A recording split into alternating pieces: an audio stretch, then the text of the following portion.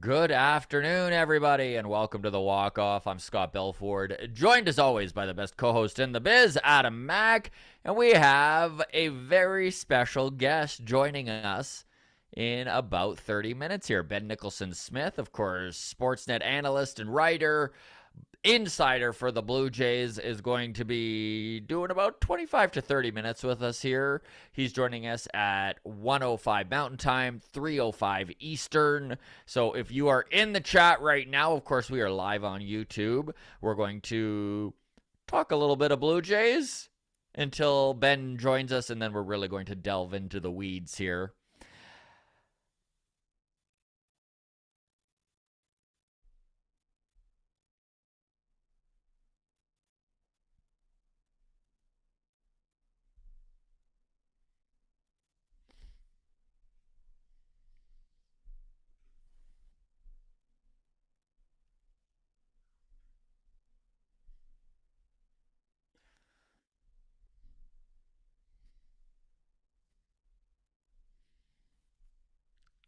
Is our audio going, Adam? I don't know. Classics FN here in chat just says, don't think there's audio. So just double checking here. Okay. He says he doesn't hear me. So Okay, how's this? there we go. I don't know. Okay, I think we're good. Classics FM. Okay. Thank you for catching Yes. that. Hey, 4 minutes in and we're doing our audio check. This is good for us. Hey, and there we go. We're on now. Classics FN, a big tip of the hat to you. Thank you for catching us. We are just a couple bonehead fans that talk to people way above our weight class here, which is why we get interviews with guys like Ben Nicholson-Smith. So thank you for troubleshooting that before we have our guest on and completely ruin this. Oh my But God. it is appreciated. I love All the right. comments that we get when it's like, these guys are idiots. It's like, yeah, we are Well, idiots. kind of sometimes, despite our best efforts. Best efforts. So why don't Idiots you trying. give that little preamble again there, Adam? All right, one more time. Here we go. We do have Ben Nicholson-Smith of Sportsnet joining us at the top of the hour.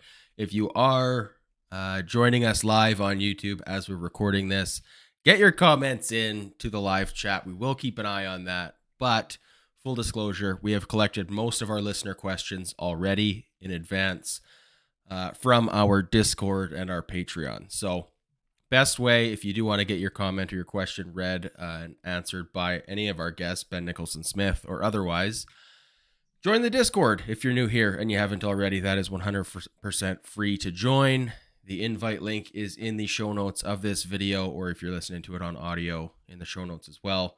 Join the Discord. It's free. That is the best place to get your comments and questions in for any of our guests. Exactly. So while we wait for Ben to show up, Adam and I, of course, are going to talk the Jays. And if you do have any questions or would like to contribute, feel free to drop your comments. We do have both of our comment section open here and are keeping an eye on it. So we will look after it from there. Did we want to get right into this, Adam, or did we wish to quickly touch on Patreon? Let's get right into it. Let's get right into it. So this is a question for you, my man, and I meant Okay. to bring this up in last night's Long Toss, which turned out to be a phenomenal episode, by You the know what? way. Anthony Telford nailing it. Oh, yeah. Bring in the heat as he does. You know what? Honestly, that was one of our most heated discussions we've had in a long time. Joel was fired up about Shohei Ohtani. Joel was fired Craig up, was fired man. up about robo-umps. Anthony Yes. Telford is just fired up always. So, Man, it was did I ever get a kick out of every time something would come up that he just knew he shouldn't skew old school? He'd be Yeah. like, listen, I'm almost 60, guys. Yeah. Of course, Anthony Telford, former pitcher for the Montreal Expos and the offseason pitching coach for Nate Pearson. So we picked his brain on where he felt Nate was at. And he was very candid. He was very honest, and he has been honest about Nate Pearson every time that he's appeared on the show. And one of the things that he brought up, and we kind of touched on as well, was that a couple years back when he first made his appearance on the walk-off, he mentioned that he was a little bit concerned about Nate Pearson and how analytically driven he was. The fact that he was so into driveline, so into the biomechanics of things, that he'd have his little nodes or whatever on his arms and muscles, and then it would be going to the computer after he threw a pitch and looking at his mechanics and seeing what his velo was and looking at all the analytics. And Telly was a little This was a concerned guy who about was this. already throwing 100. Yes. Like, how much more velo do you need to add when you're 18 years old? Anyways. And so that was one thing Telly brought up, again, 2 years ago. And now we have watched Nate struggle, and a lot of it seems to stem from that. Of course, we can't say that him getting mono had anything to do with that. He has had bad luck when it comes to bad tacos. I mean, we don't like to throw that I word around. Injuries here on the walk-off, we use the term bad taco, and Nate Pearson has had his fair share. So it's not really fair to judge too heavily this season, but it is interesting to see Telford mention that he's talking to his agent. He went golfing with him the other day. He's trying to convince Nate to come back to the facility there in Odessa, Florida with him and try and get back to basics, get back to where he was coming out of college ball, which was one of the most highly touted prospects in all of Major League Baseball, and a guy who was doing interviews on MLB.com where they were asking him stuff about what it would be like to be in the Hall of Fame. So there was so much heat on this kid. I think that at 25 years old, the spotlight has kind of shifted away from him. And maybe this is an offseason where we see Nate strip all the analytics, strip all of the driveline stuff, and just get back to what made him so highly touted, which was his big bad arm that touched 103, 104 miles an hour at times. It is funny how the whole fan base has just moved on from Nate Pearson, and understandably Truly. so. Yes.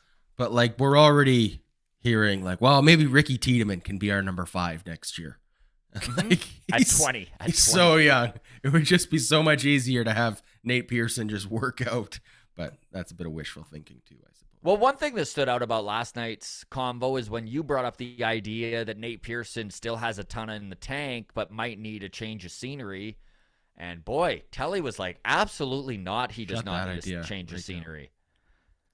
What he needs to do is get back to what made him a good pitcher. So, of course, we don't need to harp on Nate Pearson. We've probably already over-talked it. But it was kind of nice to hear from Anthony Telford, and a friend of the show, and just get some perspective on this young kid and where we probably see the direction he takes in the offseason. All right, I want to talk about this series in Baltimore here, Adam, before we get too far into it. Magic number down to 2. 4 games left for the Mariners and 3-game series against the Orioles with the Blue Jays here.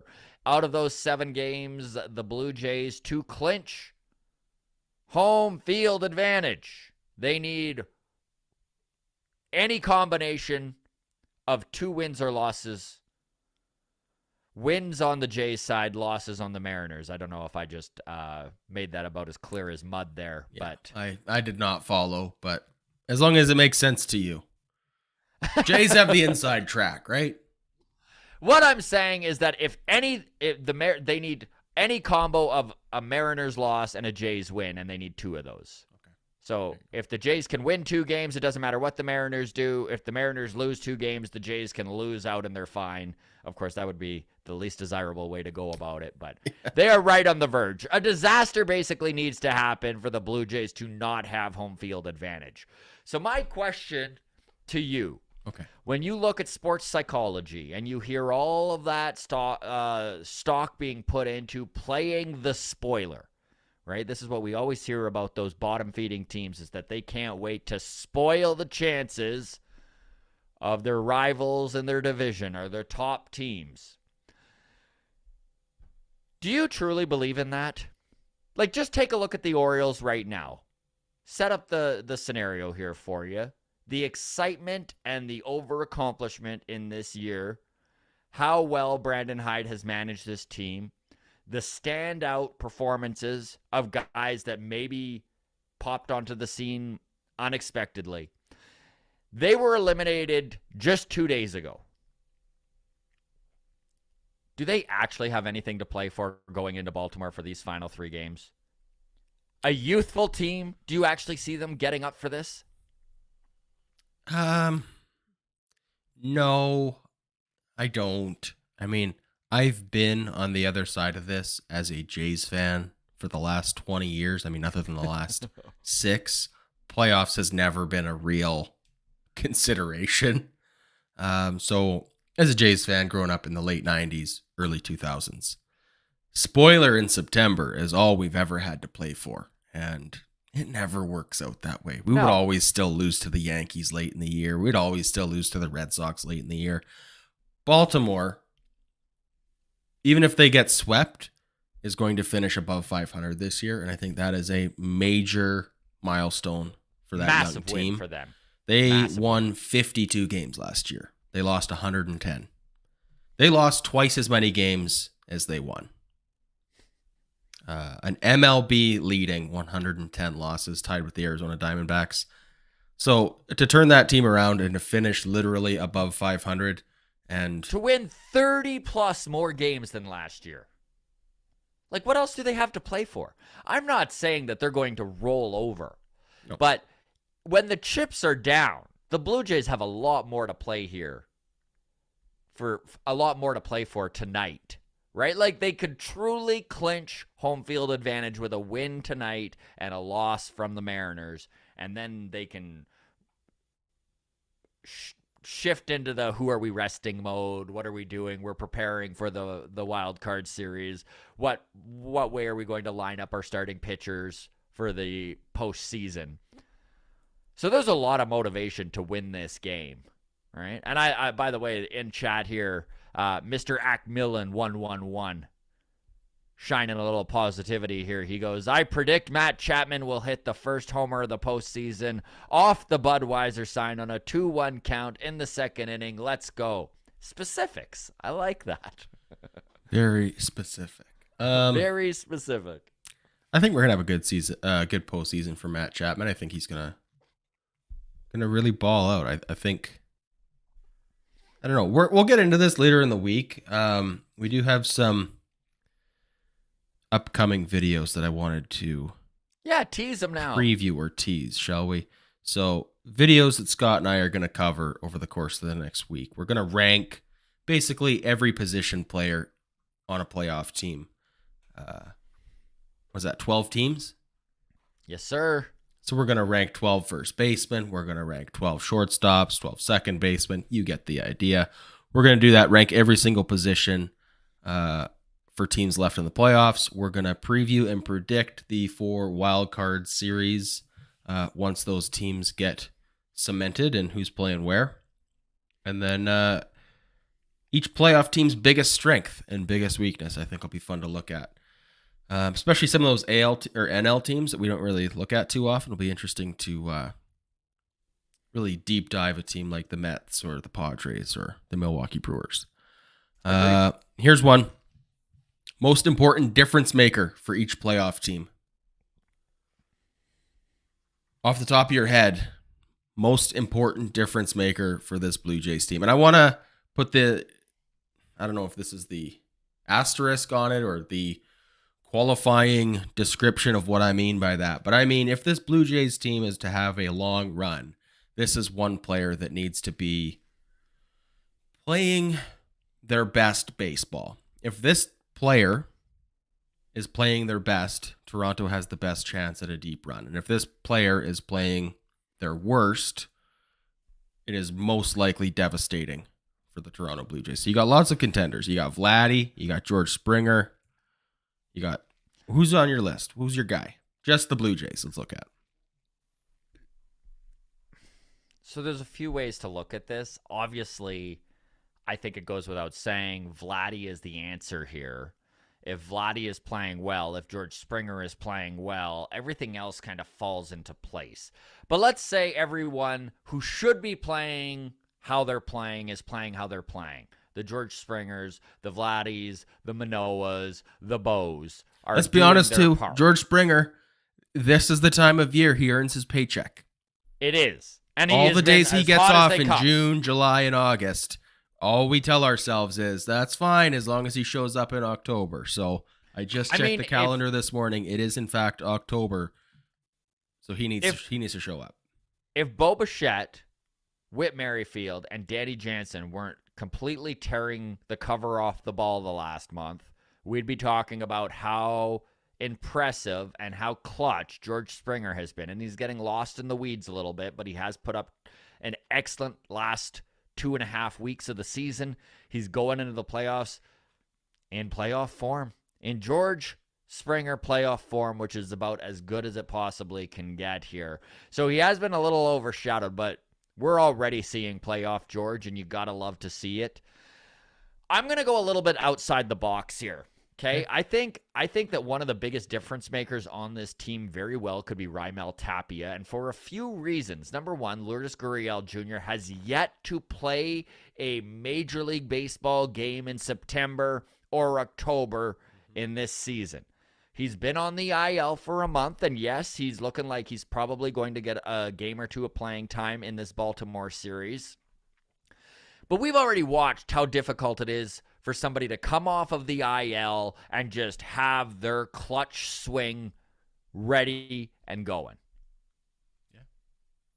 So Raimel Tapia, if he can continue to sort of be the guy he has been in September, which is slightly above average and a very good fielder, I think that we need to see this continue from him, and I think he really could be a difference maker when the game is on the line. He's a guy who's going to give you extra speed on the base path, bottom of that lineup when it comes to, as Kevin Barker puts it, he's chaos on the base path, right? He's chaos on the base path, and everything we just said about George, Vladdy, and Bo, with late in the game, if you can have those back-end guys getting on base, the Danny Jansens, the Whit Merrifields, the Raimel Tapias in that 7, 8, 9 hole in the batting order, it just allows ribbies for the big boys, right? It allows runs when you need it. I'm with you there. Sorry, go ahead. No, that was pretty much me wrapping up. Was just me saying Raimel Tapia is kind of.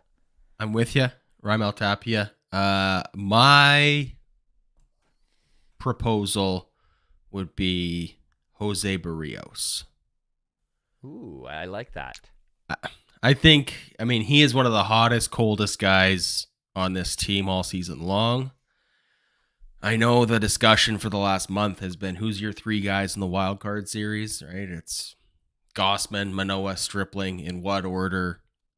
We're going to need a 4th starting pitcher if we want to go play for the next 3-4 weeks.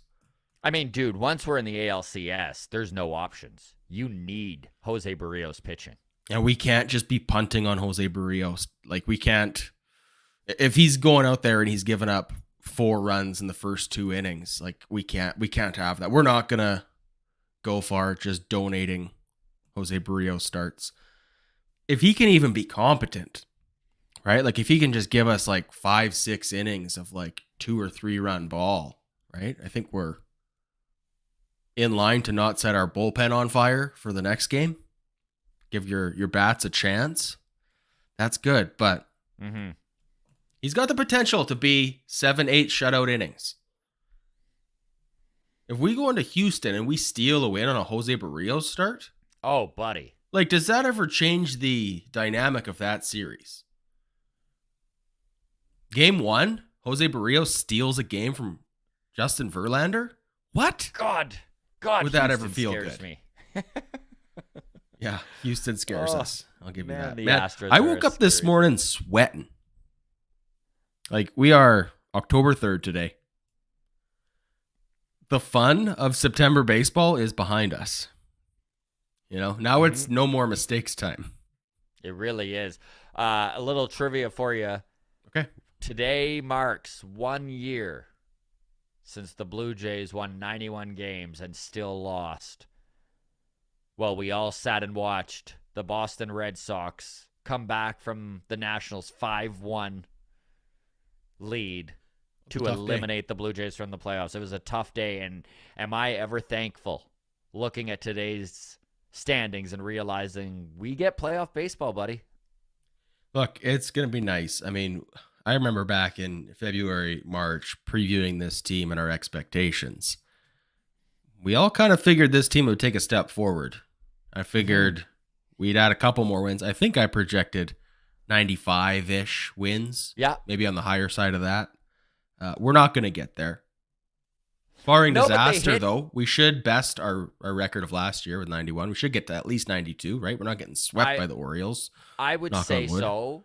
Last night they won their 90th game, so if the Blue Jays can take 2 of 3 against the Orioles, that guarantees that it doesn't even matter what the Mariners do. If they take 2 of 3 of the Orioles, it guarantees home field advantage, and it guarantees a better season than the 2021 outing. So, and it's been another great September. I just want to say that too.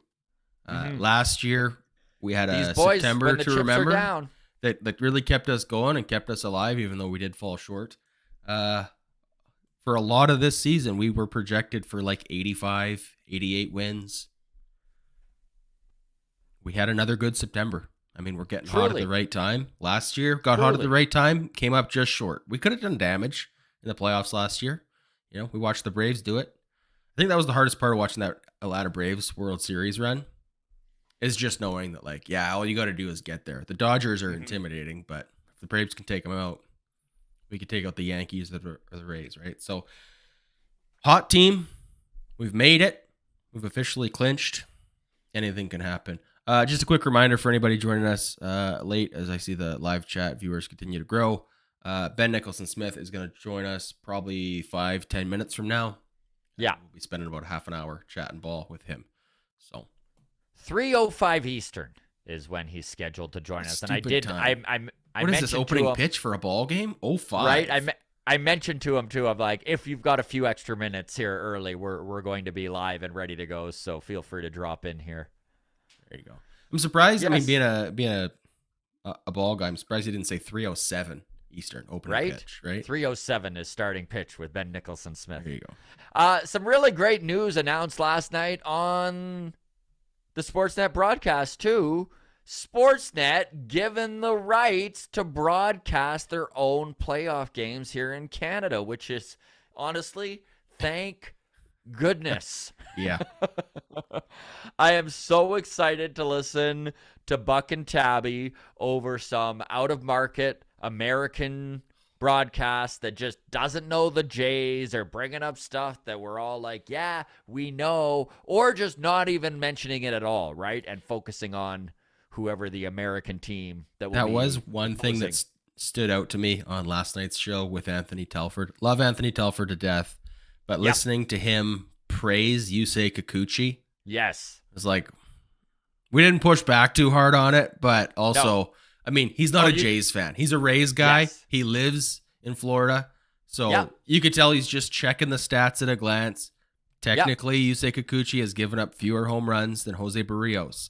He also did not pitch nearly as much this year for a reason. So, but I think that kind of goes to what you're saying about listening to the broadcast of another team, right? Like, do I want to hear what the Seattle Mariners guys think of Jose Barrios coming out of the bullpen when they only know him at a glance? Not at all. So no, it'll be exciting that we get the Sportsnet crew. Scott in chat here says, preach, was so happy to hear this. And I think that really echoes the sentiment of most Blue Jays fans, is it's going to be really nice to have that home broadcast. And let's face it, we're a little spoiled here in Blue Jays land when it comes to the product that they are broadcasting with. You know, up and down, we've got guys that I'm just like, this is so much better than so many other markets are working with. Like, Buck is just a classic legend, right? And it may be his last season. I know that I sent you the article where he didn't straight up come out and say that he's retiring, but he definitely made it sound like it's an option, right? He missed time this year for health reasons. He's not getting any younger. It only makes sense. 74. Exactly. Pat Tabler has been the color guy with this team through multiple play-by-play guys, right? He was with Buck when it all started back in the early 2000s. He was with Jamie Campbell when he was doing the team in 2007 through 2009. Some dark days there. We've watched Dan Schulman leave TSN broadcast when him and Buck started together in like 95, become a name with ESPN on the basketball scene and the baseball scene in the US. We watched him come back to Sportsnet. Like, we are spoiled, man. We've got some really talented Even Hazel broadcasters. left and came back and brought Kevin Barker with her. Isn't that the true Canadian frickin' entertainment way of doing things? Like, as a couple Canadian comics, that's how it just works, right? As a Canadian entertainer, you need to go prove yourself in the U.S., and then you're welcomed back with open arms, right? Oh, we've always loved you. Pretty much. Tell us your credits. No, it's going to be, we are spoiled.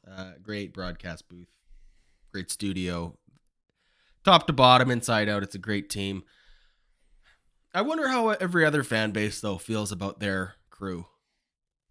You know, does nostalgia play a factor? You know, is it just like, I've grown up listening to this shitty commentator, but that's my guy. You know? Yeah. I think there's definitely some of that. I know that I've been watching a lot of out-of-market games here this month, just with the playoff races that have been happening and stuff like that. And it has really been almost shocking how old school some of the broadcasts are and like how anti-new baseball they are, which is so funny because MLB is all about trying to sell their product, but then they have these like really stuck in their ways old men that are broadcasting that constantly everything that they're trying to promote are bad-mouthing during the broadcast. Yeah. So it's like this really weird dichotomy of like, hey, let the kids play, but also, can these kids stop being so exciting? Yeah, the MLB announces bigger bags for next year. That'll help, right? And then everyone's like, this is dumb. What's this going to solve? Bigger bags over my dead body, right? I don't know why that's my old man voice, but I love it. I love it. That's great. So here's from Blue Jays Twitter. Maddie is her name. And she actually had a few tweets blow up over the last month here and has definitely watched her followers explode, if you will. But she mentioned this morning that she can't wait for the Kevin Gausman, Robbie Ray Game 2 of the Wild Card Series. Not that anything has been announced, but if it does kind of keep up that trajectory, what the alignment that we think is going to go down, of course, who knows, it could change. But boy, oh boy, Kevin Gausman versus Robbie Ray. Buddy, this is what we were talking about back in March. Gausman versus Robbie Ray, the new toy versus the old toy.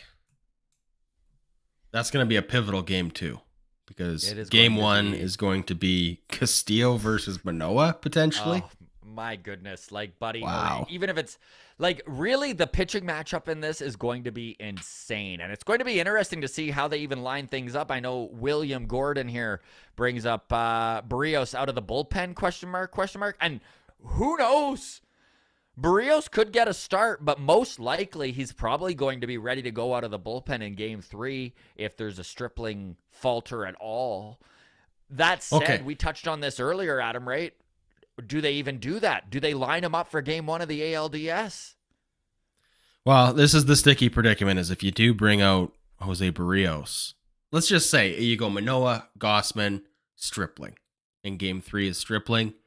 He struggles. You bring in Barrios out of the bullpen. Let's just say you do get through that. Let's say Barrios plays well, gets you through that. Then what do you do for Game 1 of the ALCS against the Astros? Or against ALDS against the Astros? Because do you just pitch Manoah on 3 days rest? You can't do Gausman on 2 days rest. No. And you just burned Stripling and Barrios. I'm not putting Yusei Kikuchi in for Game 1. I'll tell you that for free. So, I don't know. We have talked about Barrios as like a bullpen option, or Barrios getting the start and then Stripling as the bullpen option. Mm-hmm. I think whoever doesn't get the start, I don't think you can bring in. That's a scary proposition. You're going to need the fourth guy to start Game 1. Yeah. You can't burn all of your options, is the truth. So just not putting Mitch White in there for Game 1. Nope.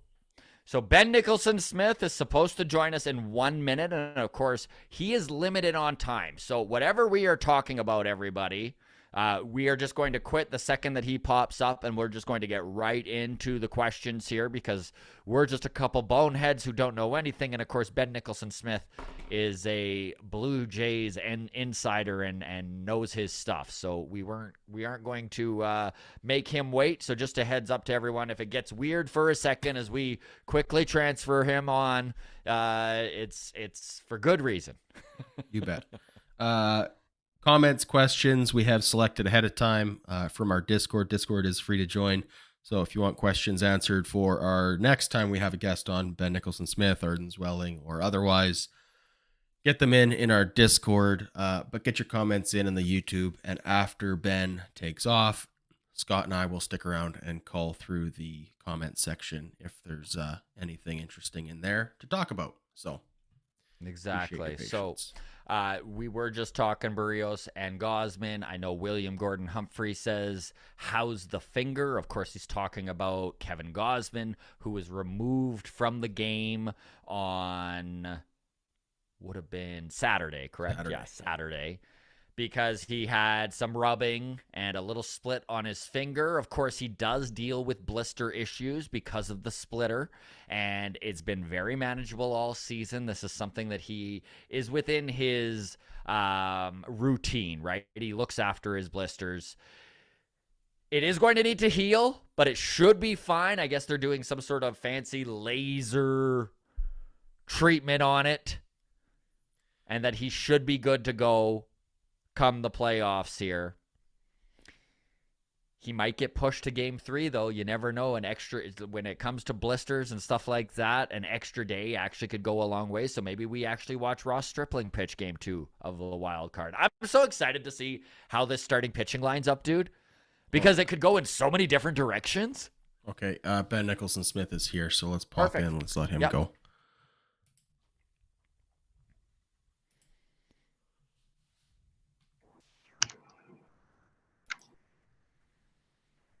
Hello. Hey, Hello, Ben, how you hello. doing, man? Hey guys, how's it going? Good, thank you. Just want to let you know real quick, we are live on YouTube, and we've got about 50 people in the chat watching, so we'll just jump right into it and get going. Hey, everyone. Sounds good. Okay. Thanks so much for your time, buddy. Really appreciate it. So You got it. You've got a hard out at 3:30, correct? Yeah, that works Okay. great for me if that works on your end. Perfect. Yeah, of course. We're just happy you're making time, my man. Absolutely. And you guys can see and hear me okay? You look good. You sound great. Awesome. Likewise. All right. So we're very excited to have returning to the show, writer and analyst for Sportsnet, Blue Jays insider, Ben Nicholson-Smith. Welcome back to the Walk-Off, man. Thanks for having me on. It's great to be talking some baseball with you guys. It always is, especially in a scenario like this. Man, we're down to a magic number of 2 after the Blue Jays swept the Red Sox in their final home series of the regular season. Obviously, nothing's in stone, and knock on all the wood, we don't wish to upset the baseball gods, but barring a complete disaster, it looks like the Blue Jays should have home field advantage here. Could you feel it in the air over the Red Sox series? Like, is there some playoff excitement in Toronto right now? Like, is it comparing at all to 15-16, or is it ramping up? I still think it's ramping up. It's definitely, we're seeing some good crowds, and that's great that people are showing up for the Yankees series, for the Red Sox series. That's a really good sign. I still think at the same time that there's more to come when it comes to the energy and the intensity. And I think back to the Yankees series and Garrett Cole on the mound. The Jays fans basically forced Garrett Cole to balk. And I mean, that's a great thing. That's part of why home field advantage does matter, even if it doesn't totally change the outcome of a series usually. So I think there are more moments like that to come for the Jays. And certainly if it is this weekend against the Mariners, seem like the likely opponent, it's a great chance for the Jays to, in a respectful way, be really, really, demonstrative and really loud and get in the way of the opposing team. I'm so excited for playoff baseball, and the fact that Jays are back in it. It's weird because 2020 they were in it. It didn't feel the same, the 60-game series or season, no fans in the stands. So, it's just cool to see the excitement. So my question for you is, who plays second base in this wild card series? Like, has Whit Merrifield done enough at this point with Espinal being injured and Biggio's time being cut back? Is he the starting first baseman or second baseman? Sorry, for the wild card. I do think that that's likely the case. I mean, there's a chance, and Santiago Espinal is returning. He's doing a lot of workout drills and seems pretty comfortable with his fielding drills. So that's a big step as he comes back from the oblique. So if he's able to play, then he could be mixed in. And especially if you're facing, for example, it's a tough lefty. Maybe Espinal is playing second. Maybe you have Whit Merrifield playing a corner outfield spot. And so you can have both in at the same time. But if it's one or the other, Merrifield started 9 games in a row right now. He's hitting as well as he's hit all year. I think it's his job to roll with, although I'm sure the Jays will find ways to use Espinal at times as well. Probably in defensive scenarios, later in games maybe? Yeah, I think later in games for sure they would use him. Maybe they find starts where they like the matchup better than putting Merrifield out there. But yeah, one way or the other, Merrifield has gone from kind of an afterthought, really underperformed, as you guys know, when he first got here, to being someone who's peaking at the right time, it seems. Biggio is a bench piece at this point. Agreed. Yes. Okay. Yeah. 100% agree. Someone who can contribute. Maybe it's as a base runner potentially. You know, if you have your starting lineup is already has Whit Merrifield in it, for example, and you have Kirk on second base and he's the DH that day.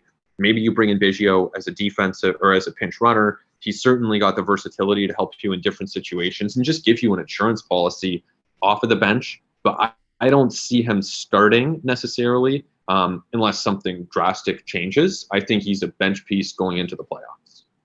John Schneider is going to have some decisions to make. Holy cow. Like, speaking of bench pieces, does Lourdes get relegated to the bench with how little playing time he's had in September? Like, listen, he has been a difference maker for this team all season long. He has lengthened this lineup. He maybe not the power we saw in the past, but I mean, he gets hits.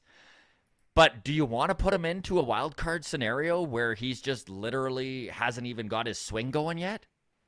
Yeah, it's a great question. I mean, ultimately, we need to see what he's able to do in these last few games here or last few days because the opener in Baltimore might be in danger of being rained out. So, you know, it really is how far can he push himself physically? Certainly, you know, if it's a rainy field, you're not going to put him out there to do base running drills. So you probably wait until it's a bit drier. You get him out there at some point to run the bases because it's one thing to swing the bat, but this is someone who's dealing with a hamstring issue. So he really has to be able to make that turn around first. He has to be able to accelerate, decelerate, slide, all these different things. And until he actually does that, it's hard to know when he's ready. So that's, to me, one of the big questions. Otherwise, the Jays do have a lot of outfielders, and Tapia has been doing a solid job. So they're not desperate. And so, to me, unless Lourdes is clearly ready, I think there's a strong case to just let him recover. And then division series, great. You can mix him in at that point. That is such a great point about Tapia. It's not like we're sitting here looking at this outfield being like, oh my God, we need to figure a way to get whoever out. Because Tapia has been very serviceable. Oh, yeah. He's been really good. You know, I hesitate to like go too far with my praise of Tapia. You know, you look at the season numbers and the OPS is still, you know, it's not necessarily the territory that the Jays might have hoped it would be, but he can still give them a different look. He can still play some reasonable defense in a corner spot for you.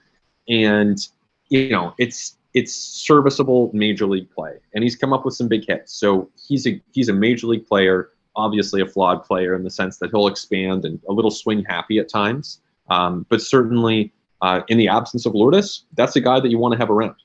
Mm-hmm. So, Ben, when you look at the Blue Jays' top 3 starters, Manoah, Gausman, Stripling, how do you feel they stack up against their most likely opponent in the Seattle Mariners, who also have an incredible top 3 to go to in Gilbert, Castillo, and Ray? Yeah, that's a great trio, really. I mean, Gilbert is lined up now for that final game. Probably see him bumped to the wild card series. You would think that's the logical move on the part of the Mariners. And then, yeah, you add in Ray, you add in Luis Castillo. Honestly, just purely off of the numbers, the Mariners would have one of the better trios in baseball. I mean, the Mets probably number one, but this might be ahead of the Jays. Just if you're looking at starting pitching alone, the Mariners bullpen is also very good. I think where you start to see the difference is the Blue Jays have a great offense, and the Mariners offense is good. At times very good, depending on the status of Julio Rodriguez, and we'll learn more about that in the next couple of days here. But the Blue Jays offensively are a way better team than Seattle. So maybe the Seattle rotation's a little bit better in that number 3 spot. Castillo v. Stripling, that's a pretty big gap, which is why I'd probably give the Mariners a slight edge. But this is a team as a whole that I think the Blue Jays are ahead of the Mariners. So looking back on March of 2022, had you told me Ross Stripling was doing what he was doing, I would have just straight up told you were lying to me and messing with me. Like, I honestly, he has been a revelation. I know Chris Black, producer with Sportsnet there, ranked the 10 pitchers in Blue Jays history that finished a season with 3.01. And Ben, it was the best of the best to ever pitch on this team. He has become a legit starter. So I know you haven't got a crystal ball, and we're going to just need to sit and wait and see what this front office does. But if you, Ben Nicholson-Smith, are the general manager of the Blue Jays, do you extend him a qualifying offer? And on top of that, are you trying to lock this man up?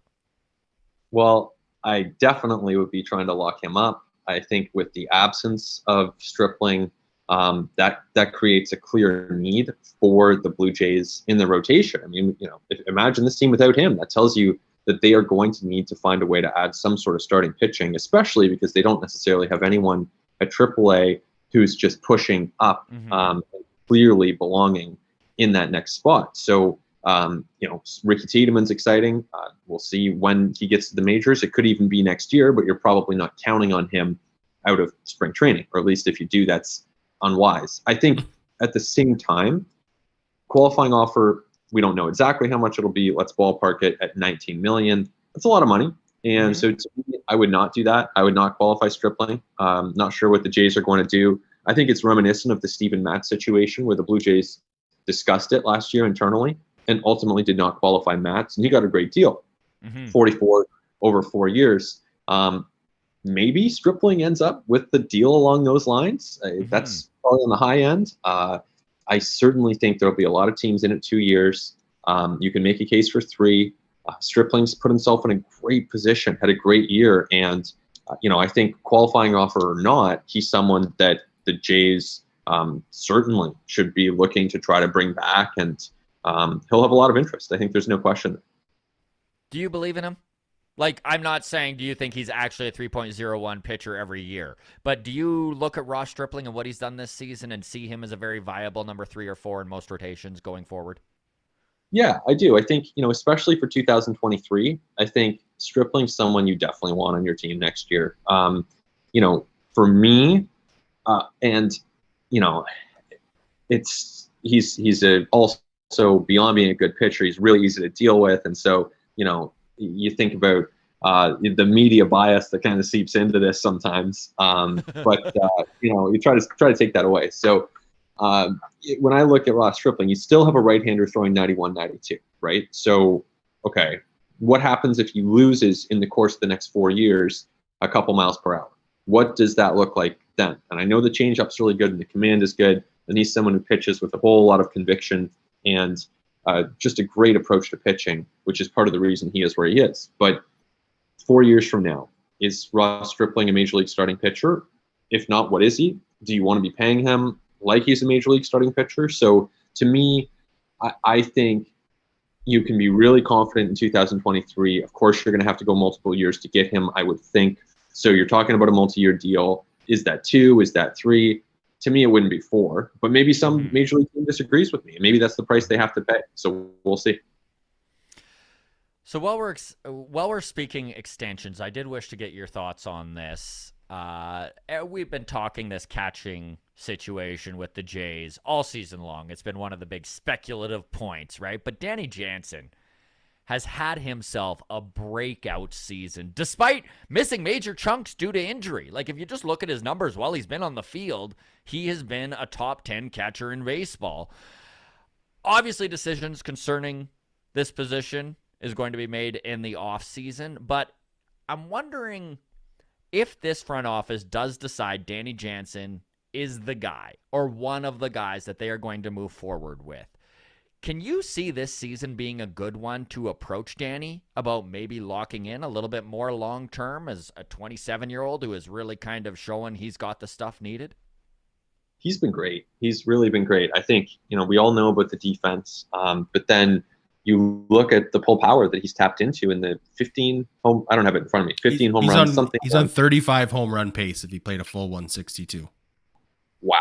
Yeah. I mean, Vladdy this year. Yeah.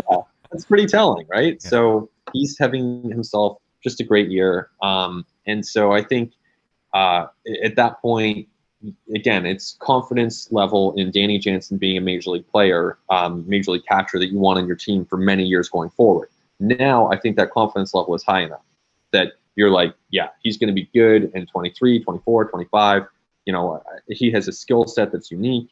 He can tap into that power and provide you defensive value. So I think you want him. I think an extension, I don't think you need to go too wild because you have Kirk, because you have Moreno. So I don't think you need to go too far out of your way. And I think for Jansen, too, this is the other side of it. He's now in a position where he's 2 years away from free agency. So if Jansen decides, you know what, I'm making good money now in arbitration. I actually have, a certain amount of security because of that. And free agency, in a couple of years' time, after he's a primary catcher on a winning team, that could be pretty lucrative for him. He might be someone who's commanding multi-year deals. So to me, this doesn't scream extension when you look at both sides involved. When you look at Jansen where he's at, when you look at the Jays and where they're at, but that doesn't mean it isn't a really good work relationship right now. That's a great point. Obviously, the player needs to be on board with an extension too before talks even get anywhere. So we have a pile of listener questions for you, Ben, so we are going to flip the script on that right away here and probably take you right till you got to go. I will leave you with one more before we go to Adam here. Albert Pujols, my goodness, I can't talk enough about this man. 700 home runs now. He just hit another 3 RBIs last night to tie Babe Ruth for second of all time. And I look back on the offseason, and honestly, man, I would have bet against this 100% of the time. Did you see this sort of season? Talk about a way to go out. This exceeds anything anyone could have possibly imagined, right? Oh, by far. And I think it's also putting Albert Pujols in the territory of one of the best exit seasons of all time, one of the best final seasons of all time. I know David Ortiz had a good one. I think Adrian Beltre did. It could be wrong. It happens occasionally, but this is up there. This is up there with one of the best all time. And it's awesome to see. I mean, he's been going for decades now, since, a long, long time. A lot's changed in the world since then, but Pujols just keeps hitting homers. It's really cool to see. Watching him, Waino, and Molina get pulled, all three of them together last night, and getting the standing ovation from that Cards crowd just gave me goosebumps. Such a cool moment. They've just those three have given us so many cool moments this season. Baseball fans should just be tipping their hat in general to them. For sure. All right, Adam, take it away here. Listener questions. We'll get to as many as we can before we let you go here, Ben. Again, thank you so much for being so generous with your time. We love having you on the show, and I know so do our listeners. So thank you. My pleasure. All right. We got a few off the top, some quick hits. We'll try and get them answered and limit you to 1-sentence answers here so we can get to as many as we can. First one comes in from SCTI. Says, has Schneider done enough to lose the interim title? Yes, and I think that if this success continues, then we could very well see that happen. Okay. And if Judge wasn't a Yankee, would we be talking more about Ohtani as MVP? I think that's fair to say, but I think that any time someone hits 61 homers, they deserve to be front and center in MVP talks as well. All right. Asino Rule says, what are Big Puma's chances of winning the Cy Young? Alek Manoah. I think the chances are very slim. However, I think his chances of finishing in the top 3 and being a finalist have improved a lot, to the point that he probably deserves to be top 3 with Verlander and Cease, McClanahan, Ohtani. He's in that mix. Scott Adams, the Jays fan, says, what is an acceptable postseason run for this team? Where is the line between genuine disappointment and genuine contentment? It's a great question. I think everyone has to answer that individually, but I think if I could guess the mood for Jays fans, obviously it would be disappointing if they don't win a round. I mean, that's clear. If they lose in the division series, that's probably I don't know. That's a tough one. If you lose to the Astros in the division series, maybe that's neutral territory. And if you get to the ALCS, you're facing the Yankees in the ALCS. You get to if they get to the World Series, it's a success, win or lose in the World Series. And then ALCS, ALDS, it's a bit murkier for me. Out of curiosity, if they go to the ALCS, John Schneider manager next year? Yeah, I would think so. ALDS, John Schneider manager next year? I would think so. Losing the wild card, now we're getting a little murky? I still think he will, okay. But we'll see. Yeah. All right, 2 last ones here. One's not baseball related. So this one is, does Ben have any non-sports related hobbies? Yes, I do. So I would get out there and run a fair amount. I ran today. I try to run a few times a week. I try to cook. I like to cook, less so in the baseball season. I'm vegetarian, so usually, cook a few times a week. In the off season, a bit more. So I guess those could be considered hobbies. Reading, I haven't read a lot actually recently, but normally I would like to read as well. So you weren't contributing to any of those loony dog days then, eh? I was not. All right. Last question then, and you can expand on your answer for this one. Mustard Tiger wants to know, what moves would Ben make next year to make sure we can continue competing moving forward? Great question. And thanks for all those questions. And yeah, thanks to you, Adam and Scott, as well, for having me on here, and all of your listeners. I definitely appreciate the chance to join you guys and have a good time every time I do. I would say next off season, the manager is the first thing. You got to sort that. I think Schneider's done a really good job. So I think that, personally, I think that he should be back. Then you're going to need some pitching. The bullpen actually is in a decent spot because Bass and Pop can stick around. Jimmy Garcia is under contract.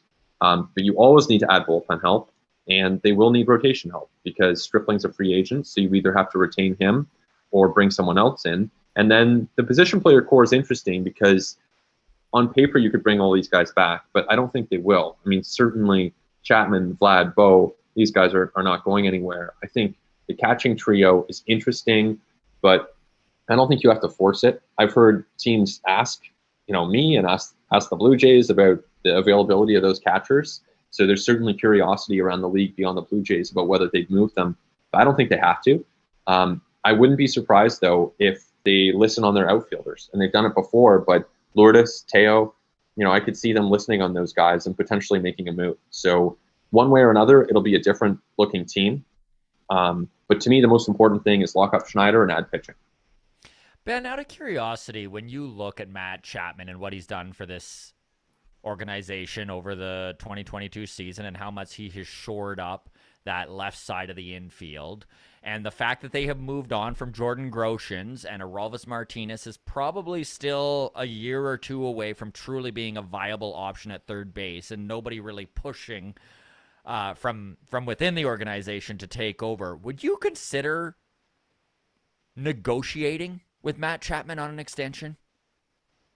I honestly would. I honestly would. I think he's a huge part of this team. Behind the scenes in the clubhouse, I think he's emerged as one of the more vocal players and one of the players that other players turn to. Most importantly, though, he plays great defense. He's a good hitter. So you just want him on your team. Now, the price would not be cheap. So I think you have to be mindful of that. And And regardless, that trade is a home run for the Jays. I mean, to get Hasn't it been? Kirby Yeah. Snead, Hoagland, Zach Smith, Kevin Smith. Logue. Yeah. Yeah, exactly. Smith, Kevin Smith. Those guys for Matt Chapman. That's an incredible trade. So that's a really good sign. But if there's a way to keep him for another 4 or 5 years beyond that, I think you have to be open to it. But I think the price would be very, very high. Ben, thank you so much for your time. We really appreciate how generous you are with it, and we look forward to the next time we can convince you to join us. So all the best, and keep kicking butt, and we look forward to reading those playoff baseball articles. I look forward to writing them, and I look forward to a really exciting month here. Thanks to you guys for having me on. Like I said, really appreciate it. It's great to chat, and thanks to all of the listeners who sent in questions as well, and for everyone listening. Always great to connect with some Jays fans, and appreciate the time. Great questions from everyone. So certainly well worth making the time, and appreciate everything from you guys. Awesome. Thanks, Cheers. Ben. Have a great day, man. Cheers. You got it. Have a good one, guys. See ya. All right. Well, thank you all in the chat. We do really appreciate all the questions and chiming in and joining us for our interview with Ben Nicholson-Smith.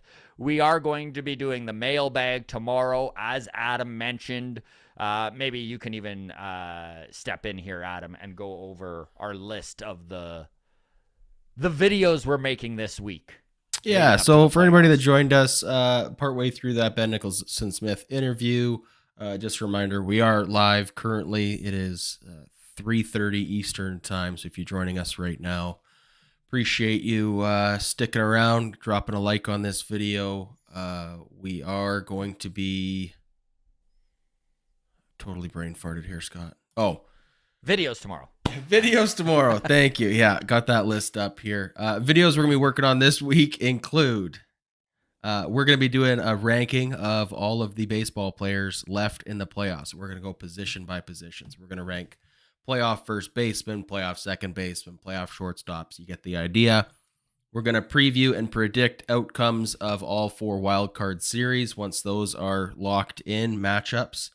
We're going to talk most important difference maker for each playoff team. We talked Jays briefly today, but we'll do a longer form video of that. We'll do it for all 12 playoff teams. We're also going to talk each team's biggest playoff strength and weakness. So something to look forward to there. Anything else you want to add?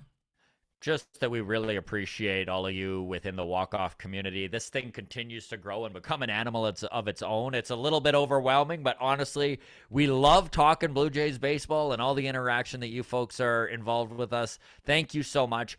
Discord, feel free to join it. That is always free. The show, or the link is in the show notes. You can follow us on Twitter at Walk Off Podcast, on Instagram, the Walk Off Podcast. And if you are watching on YouTube currently and you're not subscribed, we'd really appreciate if you hit that subscribe button.